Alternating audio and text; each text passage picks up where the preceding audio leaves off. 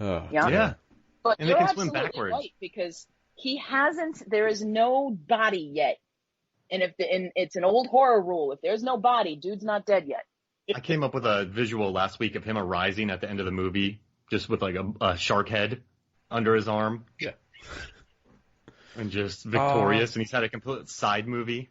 So I want the bird to survive now, and the bird to just land on his bobbing head at the end. Oh, Just oh man, that'd be great. Yeah. I can That'd see be very good. clearly now. That song comes back on. As it's floating down through the ocean. The sun coming up over the horizon. LL Cool J cover of I Can See Clearly Now. oh, absolutely. I mean, obviously. Yeah. So this chapter has a moment that for me has always been iconic, which is the door bolts exploding. And this has been like a defining. I love that bit in Deep Blue Sea where the door bolts explode. And watching this chapter, it's like a few seconds long and then it's done. And I just kind of thought, this is going to be like a whole 3-minute sequence of the get to the door bolts. Like, how do we get past these door bolts? And I always find it disappointing that they opt to just run past it and they don't try and Put them together back some in. shield or some more of a plan or find an alternate route or climb along the ceiling to get past it. No, it's just, there's this gun randomly firing in the corridor. Let's just run past and, hey, phew, we made it. It's okay. I mean, they could have used Rappaport, like the little boy with like the finger in the dam. Like he could have stood there and tried to plug up those holes. I feel like that would have been a great Scoggins moment. Oh, I want to see Carter just like catch a bolt in his teeth or something as it goes past. Whoa. That's why he slid underneath it, I think. He wanted to dive. You know what they all could have done? They could have just ran and slid. Yeah. And then they would have been underneath the trajectory of it. They and we could have had more sliding. They draw straws so they go together, and whoever has the shortest straw goes furthest left, because they're the one who's going to get hit. And then it's still, like, if you work out statistically, only one of them is going to get taken out. But no, so when Russell and Susan go at the same time, she's fine. Because she's got Russell to her left, so she's in no danger. No. Mm-hmm. He's a true gentleman, that one. They shuffleboarded them past underneath it. Just one person pushes them. Like in Cool Runnings, ein, zwei, drei, and they just push them. And then they do that to everyone else. And then the final person just has to scoot on the ground, run and slide. Yeah, absolutely. You'd say that Russell's a gentleman. He is. He waits. He's the last one through the hatch at the end as well. Yeah. He's always the last one, he said. Yeah. Oh, it's his facility. He owns the thing. And he's just, everyone go through. It's fine. I love it. I love when they look at the map.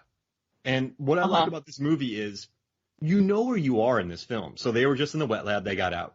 You know, above preachers going through a world of pain, up above them. So you it's know not over yet. yet. Coming through there. And so where they're at, I like when he looks at the map of the facility. He's like, we go here, we go past it, then we go down, then we go around, and then we go through the scuba thing, and we go back up. We go down to go up. Yeah. And it's just another example of, I know I keep saying this, but it's another example of just, I mean, it's good. I mean, script writing 101, but you know where you're at in this facility. And it's little touches like this that get me annoyed when people call this so bad it's good, because you know the geography of where they're going. This is a planned out movie. They actually printed something out for this scene. So it was well thought out, I would say, and it just gives you a nice layout. I don't know if y'all appreciate that too. Yeah. I did. I mean, I actually wrote it down. Like, I was copying down, like, okay, corridor B is dry. We need to go here from the wet lab down to level 3. And I was writing down, and I made sure that, you know, as you're watching them run through these hallways in panic, you always have that moment where the label on the wall tells you that they're on, you know, sub 2, level C, or whatever it is, to help orient you. I mean, I wonder, though, because now you start thinking about design aesthetics. And while we may generally get where we are, the fact that there is a map means that the people who built the place assume that the people who live and work there are not going to know where they are. And there's a light. Well, because you think about it, like the reason malls have those maps is because they assume when you visit the mall, you may not know where the store is that you want to visit. Yeah, it reminds me of a hotel. When you sit in a hotel room, it tells you where the fire escape are, because you don't live there. Exactly. So the fact that there is a map here, you have to assume now that there's a map on every level, probably near every stairwell. And there was a light. So I looked at the little red light and I was like, is that the you are here light? Like, they really put a lot of detail into this because it's all the way to the right side. Oh, I see it, yes. And you've got Blake saying, okay, we need to go through here. Now, what confused me is like where they were when everything went to hell was in the Skylab, correct? The wet lab. The wet lab. Yeah. The wet lab, thank you. Oh, Skylab, what am I talking about? The wet lab. So, but they went upstairs. So they have to go down through the Skylab? Or why do I keep doing that? Wet lab? Or are they going through the wet lab and down? I think their geography is strange. Well, so that wet lab, that's where those bolts were coming out of. That's and they left that room. They went one direction. They couldn't go that way, so they came back and had to go back past the room they started in. Okay. And then they went into the thing that go down to the wet entry. Okay, gotcha. See, you understood this. I needed help, and that map wasn't even getting me there. I mean, this is our 14th consecutive week talking about this film 3 minutes at a time. This is true. If anyone knows the map, it should be us. For years. Yeah, I've been writing data articles for years about this place, so I probably know it better than Carter Blake does. I love it. Grace, that's the best thing I've ever said in my life, guys. It's very true. And also yesterday, while I was watching this clip, sorry to interrupt, when I was watching this clip, my wife Megan walks in and she goes, "Did Underwater rip off this movie?" I was like, "Yes, it did." And every film since '99 ripped off this movie. Jurassic World did too. Yeah. But no, I don't know, the exploding facility, and then they're just trying to escape. It's Deep Blue Sea. But I love, we're talking about the different levels that they're on. I love the lighting, where Preacher, he's in a higher level, so his scenes are more well lit. And you can make out everything. Whereas the other guys, they're lower down, so it's a bit darker. So that helps just the more casual viewer who's not paying attention to the map, the fools, they might miss out. They might miss that, but it just kind of in your mind you're thinking, okay, they're lower down. It's like a deeper basement kind of level, they're underwater, but they're darker, so it's lower down. Deeper in the sea. Yes. Sorry, had to be said. No, I love it. I mean, the deeper you go, I mean, maybe they. No, but that definitely establishes geography, doesn't it? Right. Wow. I'm with you, Mark. I don't know why people say it's so bad it's good. This film is perfect. Yeah, I mean, listen, I know I'm in a Deep Blue Sea bubble. I really am. And so sometimes my ability to be objective is nil. But the more I watch this, I mean, I already loved it. And so the more I watch it, the more I get annoyed at the whole it's so bad it's good or it's so stupid. Because this is a thought-out little movie. I mean, they made maps in advance, the production designer, the different lighting. I mean, this is, I don't know. On a filmmaking, they're doing everything that it's just an efficient, good movie, and you know where you're at. I mean, you know the geography. Yeah. And so I dig it. Like, so many movies don't even bother to do that, and they consider them great. Like, this movie actually went out of its way to establish some cool stuff. Now, this is the first film that I'm breaking down so minutely, so I can't say for definite that other films haven't put in this amount of detail, like the making of the map, that kind of thing. So I don't know if I were to pick a film that I don't particularly enjoy, let's say Jurassic Park 3, I hate Jurassic Park 3. If I were to go through that scene by scene and notice all the little things in the background, I might like that more than I currently do, or appreciate it more. You might like it less. I might like it, but I feel like I would appreciate the filemaking more, at the very least. Mm-hmm. That's why I am a big fan of this thing that we're doing. I've loved the Movies by Minutes podcast I've listened to, many of them. Go to moviesbyminutes.com to find a whole list of them. Just because there's so much work has been put into making these films. So many people have slaved away and made things like this map that there's enough there to warrant doing this to this insane degree. And that we thought enough to pause it and look at it and examine it. You know, it's like it takes center stage because even Carter is sort of like off to the left. So you get a good shot of that actual floor plan. So I agree with you. We need to give credit where credit is due. And speaking of which, just you seeing that red dot, I love it. I'd never noticed that before. So thank you, Lisa. That's perfect. You're welcome. And that is absolutely where they are because Carter, he's moving from that red dot away. So clearly his finger started there and dragged to the left. So that's perfect. Thank you. What I love from this episode is when we have people come in and teach me something new about this movie. And today I've learned 2 amazing things. So I'm very happy.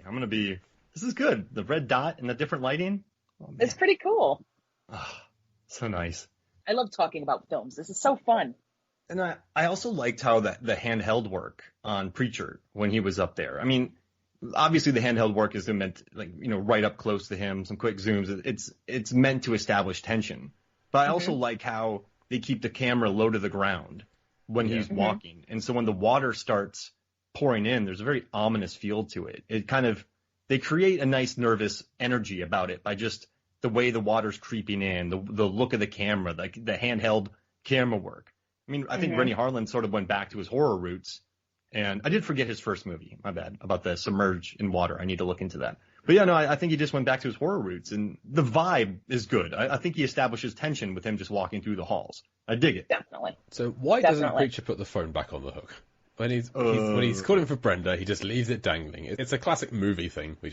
But normally there's someone in the line saying hello, hello, hello. Well, he's distracted. There comes a point when he's distracted by some sort of weird rumbling, and he drinks from the bottle, and then he just kind of drops the phone and walks away. I don't know, but he doesn't really drop it. It's not like clunk and he runs away in a hurry. He just sort of lets it go, and it kind of dangles. It's a good question. Because they zoom in on it, like you're just looking at this phone dangling for a moment. They do, but also, whilst it's dangling, there's a little trickle of water that just kind of to the left of the phone. That's which he doesn't notice, but we do because we're looking at it this closely. And it's just, there's water above him. It's already getting through. It's beginning, so he's not paying attention to his surroundings, and he pays for that. A little dramatic irony. Yes. Whoa. And the bird knows what's up. The bird knows what's going on. The bird is like your classic canary in a coal mine. You know, he gets to that stairway and that bird takes off. And it just seems to me that clearly Preacher has never watched a movie ever. Because if the animal reacts and runs away, you should too. Yeah. I mean, this is an alert. Like everybody in the theater. Everybody on, watching it at home on their couch, they're looking at it and they're going, well, if that bird takes off quite so quickly, you probably should not be going up those stairs. Yeah, rats leave sinking ships. Yes. That bird leaves them behind. But then he just plows on regardless and doesn't go back for the bird. He's like, I'm just going to carry on going upstairs. Something bad has obviously happened. My kitchen has been wrecked. But yeah, he didn't even seem concerned, like, oh, let me go get my bird. He was just like, oh, see you later. But then you can't have the nice scene of him being swept away in a water park. Well, see, I looked at that scene, and it's great because he does I saw that scene, and I immediately thought of, Die Hard with a Vengeance. And I was waiting for John McClane to come flying through that tunnel in a dump truck. You know that great scene? Yes. And so then LL Cool J is in his little slide, and he's even doing the John McClane yell. You know that thing that he does, that McClane yell that Bruce Willis does so wonderfully? LL Cool J is even doing it. And I know, Renny Harlin did Die Hard too. Okay, fine. But, there's that, you just think of this rush of water coming down this little hallway. And it's all I could think of was him in the dump truck in that wonderful moment when he's driving the dump truck and he looks in the rear view and just there's this wall of water coming at him. And, in that movie, you have literally a wall of water coming a lot faster. This almost seemed like underwhelming amount of water, especially when we get to the rest of the group. And they're running because the water is coming, but it's not knee high. Exactly. It was just like, should I really be so concerned for them right now? Because it doesn't seem that bad yet. These are the things I think about. See, Die Hard with a Vengeance was one of my first ever favourite films. It was that and Sylvester Stallone in Daylight were my two kind of early on favourite films. And I'm just thinking, both of them involve a tunnel being flooded. Correct. Whoa. And I'd never put that together until you were just speaking. So I don't know what it is about my childhood self that I just really liked tunnels being flooded in films. And it's another movie with Sylvester Stallone that has traumatized me in some way because I can't drive through tunnels. And then when I get in traffic, you would think The Stand would be the one that I would point at, but no, it's Daylight. And I think about when I'm in traffic in a tunnel and all I can think about is if I have to get out of here, where's my exit? That's you because need Kit Latura to come in and save you. The greatest 90s action hero name, Kit Latura. I'll tell you though, that movie is also where I picked up, I'm a little bit of a Randy from Scream. That movie is also where I picked up the whole rule of, you're dealing with bad dudes when the dog dies. And that's another one where the dog disappears, but there's no body. And so the dog comes later and the dog is okay. So it's everything will be okay when the dog shows up at the darkest, most dire moment. But spoiler for Daylight, the dog shows